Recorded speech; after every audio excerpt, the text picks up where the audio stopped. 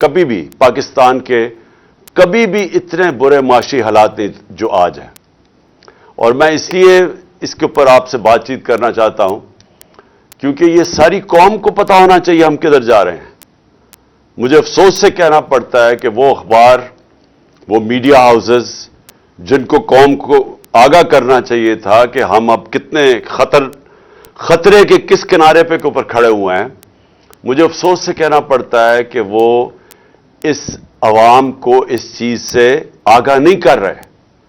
تو میں ایز پاکستان کی سب سے بڑی پولیٹیکل پارٹی کا سربراہ، میں اپنی یہ ذمہ داری سمجھتا ہوں کہ میں اپنی ساری قوم کو بتاؤں کہ یہ حالات آج کدھر کھڑے ہیں اور خدا نہ خواستہ یہ کدھر اور جا سکتے ہیں، یعنی اس سے بہت زیادہ برے ہو سکتے ہیں. میں اپنی ساری اکنامک ٹیم کو بٹھایا ہوا ہے. میرے جتنے بھی جو میری پارٹی کے ٹاپ اکانومسٹ ہیں، جس میں شوکت ترین ہیں، حماد اظہر ہیں، جس کے اندر مزمل ہیں، جس کے اندر ہمایوں اختر ہیں، میں نے ان ساروں کو آج دعوت دی ہوئی ہے کہ آج سارے یہ بھی اس چیز کے اوپر ڈسکس ہے. عمر ایوب ہے. اس کے علاوہ میں نے اور بھی آؤٹ سائڈ ایکسپرٹس کو بلایا ہوا ہے اور میری کوشش یہ ہے کہ وہ ہم آج مزید اس چیز کے اوپر ڈسکشن کریں. ہمارے سلمان ہیں.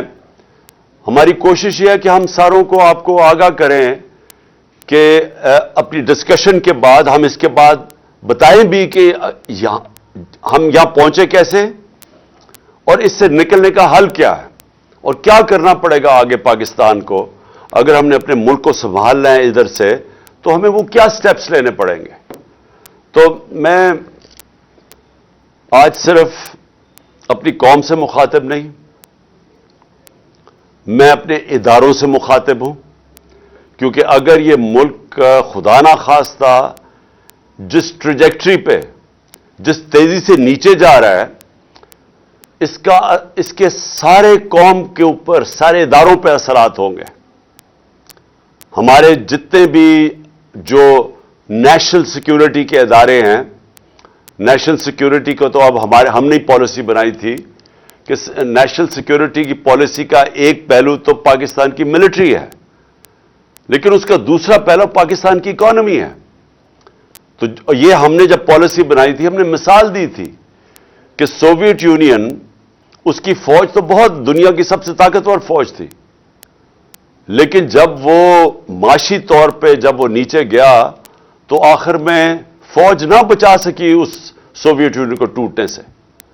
تو ہم سب کو یہ خطرہ ہے اور ہمارے نیشنل سیکیورٹی کے ادارے، جس میں فوج بہت بڑا اس کا ایک کمپوننٹ ہے، ان سب کو آج سوچنا چاہیے کہ آج ہم کھڑے کدھر ہیں.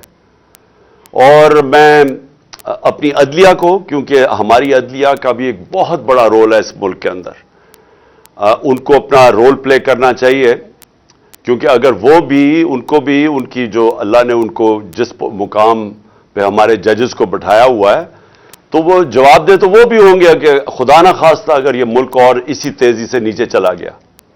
اس کے علاوہ بزنس کمیونٹی ہے پاکستان کی. مجھے ابھی تک حیرت ہے کہ بزنس کمیونٹی کیوں نہیں آواز بلند کر رہی، کہ بزنس کمیونٹی کو نہیں نظر آ رہا کہ ملک کدھر جا رہا ہے. سب سے زیادہ متاثر تو پاکستان کا انڈسٹریلسٹ ہے، پاکستان کا اسمال اور میڈیم انڈسٹری ہے جو بالکل ہی کرش ہوتی جا رہی ہے. آج پاکستان کا ایکسپورٹر ہے، ہماری ایکسپورٹس گر رہی ہیں. وہ بھی پوچھیں کہ پاکستان سے جو باہر پاکستانی بیٹھا ہے وہ کیوں نہیں ریمیٹنسز بھیج رہا. ہمارے دور میں پاکستان کی تاریخ کی ریکارڈ ریمیٹنسز ہوئی تھی.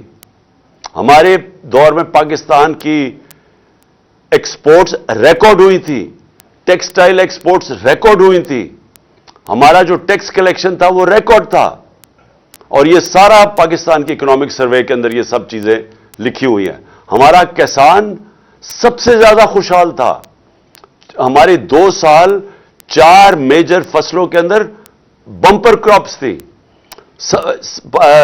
سالوں کے بعد کتنا پیسہ کسانوں کے ہاتھ میں آیا تھا وہ ریفلیکٹ کرتا ہے. جتنے موٹر سائیکل خریدے گئے، جتنی گاڑیاں، جتنے ٹریکٹر خریدے گئے، تو وہ یہ جو ریکارڈ پہ پہنچے اس لیے کہ کسان کے ہاتھ میں پیسہ آیا تھا، فصلیں ہماری اوپر تھی.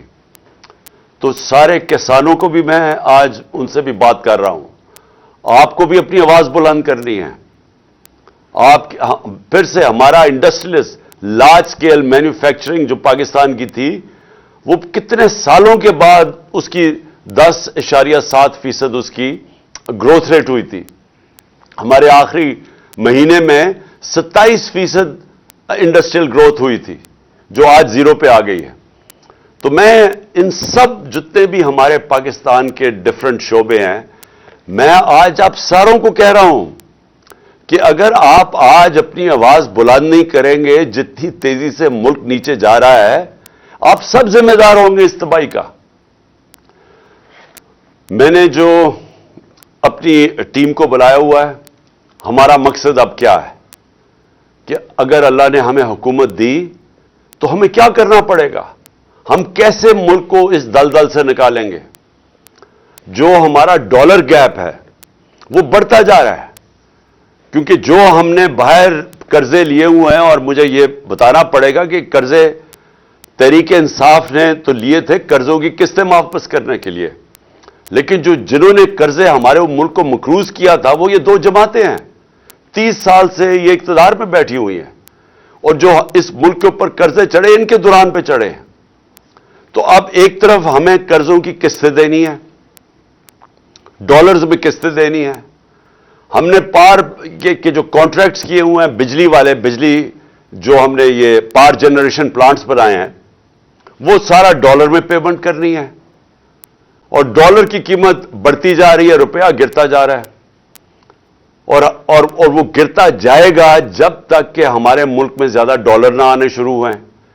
تو جب ریمیٹنس بھی گر رہی ہیں, اور ریمیٹنس اس لیے گر رہی ہیں کہ جو آفیشیل ریٹ ہے ڈالر کا اور جو مارکیٹ ریٹ ہے اس میں جب اتنا زیادہ فرق آ جائے, اور غالباً 10 روپے سے زیادہ فرق آ گیا, تو وہ جو باہر پاکستانی ہیں, جو ہمارے جو ورکرز ہیں, جو لیبر, وہ پھر ہنڈی کو استعمال کرے گی. تو جب بینکنگ چینل سے وہ پیسہ نہیں آئے گا تو ڈالر اور کم ہو جائے گا جو پاکستان میں ہے. تو ایکسپورٹس بھی گر رہی ہیں, وہ بھی گر رہے ہیں, انویسٹمنٹ آ نہیں رہی, باہر کسی کو اب اعتماد نہیں رہا پاکستان کی اکانومی کے اوپر. جو باہر کے آج انویسٹرز, پوٹینشیل انویسٹرز ہیں یا کمرشل بینکس ہیں, انہوں نے تو پیسہ دینا نہیں ہے پاکستان کو, کیونکہ پاکستان کی جو کریڈٹ کی رسک ریٹنگ ہے وہ تو ہمارے دور میں 5% تھی, آج وہ تقریباً 100% پہ پہنچ گئی ہے. تو باہر سے تو پیسہ آنا نہیں ہے. اور 88% پاکستان کے اندر جو انویسٹر ہے وہ گیلپ سروے کے مطابق وہ پاکستان کی اکانومی کے اوپر اعتماد کھو بیٹھے ہیں, گورنمنٹ کے اوپر. تو جب کسی نے پیسہ آنا ہی نہیں ہے, اکنامک ایکٹیویٹی بھی نہیں ہونی, قرضے بھی چڑھتے جا رہے ہیں, تو اس سے زیادہ خوفناک سیناریو میں نے تو کبھی پاکستان کے اندر نہیں دیکھا جو آج سامنے آ رہا ہے. اور سب کو پتا ہے, جو